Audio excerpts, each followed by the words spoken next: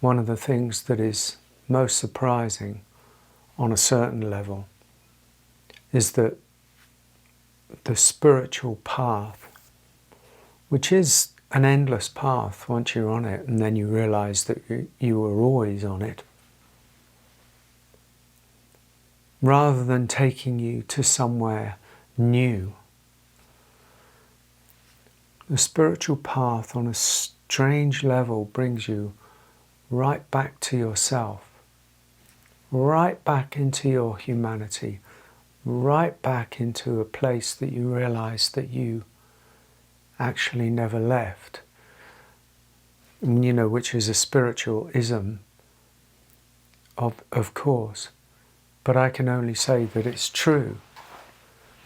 And that defies the mind. It challenges the ego mind, because the ego mind is searching for something new, and so it applies that search to the spiritual search as well, which is where it gets most challenged, because it's not that.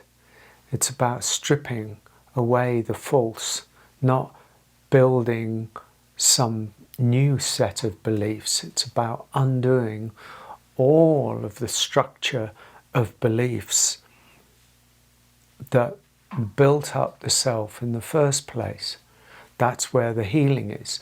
The healing isn't in the fixing. The healing isn't in the finding something new about ourselves, as though, we change from being what we are into some other character.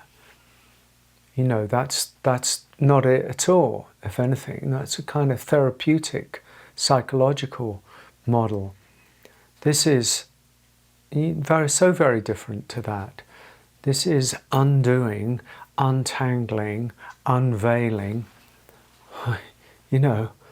deconstructing everything that we were, to see that what we were built on, what the self was built on, was a whole load of conditioned ideas, beliefs, responses, fears, withdrawals, wounds, grievances, and that's what we've been, building ourselves on all our lives. In fact, in many ways, really like the iceberg that I talked of in a previous video somewhere. And through this simple attending to, unveiling and examining in many ways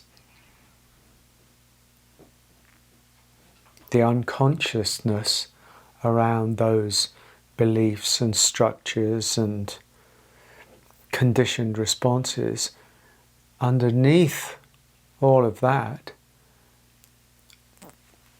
is us. It's just us. It's the naturalness of us, the unconditionalness of us, the essential nature.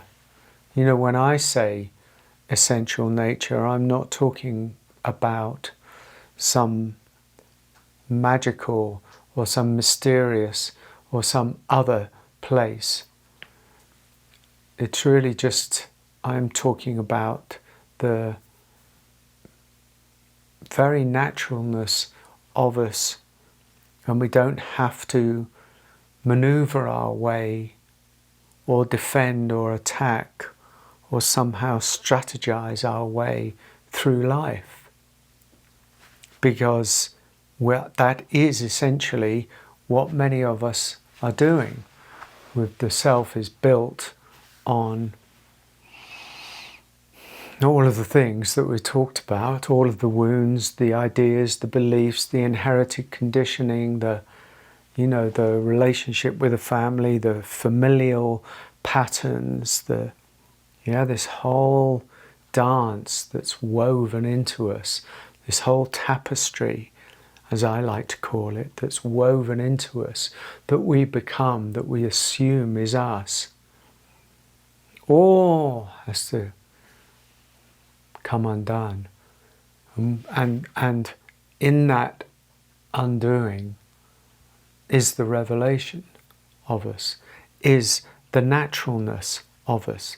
I think naturalness is in many ways, the best possible way of speaking to this, because it's natural, because we've fallen back into a sort of natural response where we don't need to strategize our way through life. We don't need to be so defended against life, because the reactivity that we've carried because we felt we had to is no longer there. I mean, maybe there'll be a tiny fragrance of it or a shadow of it, because we're still human and we carry our humanity around, awakened or not. There's still a humanity there. It's not just a blank slate. It's not just a nothingness. It's, that idea that awakening or enlightenment or anything renders one into a sort of nothingness of the blank slate is not useful,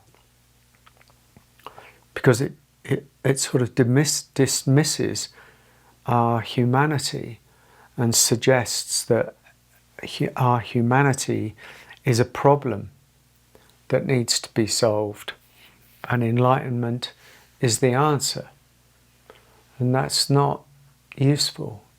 I haven't seen that that's a very useful thing to even imagine, because certainly on this channel, certainly in the way that I talk, it's very much about embracing our humanity without being defined by its wounds or its problems or its beliefs or its mindset or its thoughts or any of that stuff. So it's a realignment to our naturalness, our natural state, without getting lost in the human experience.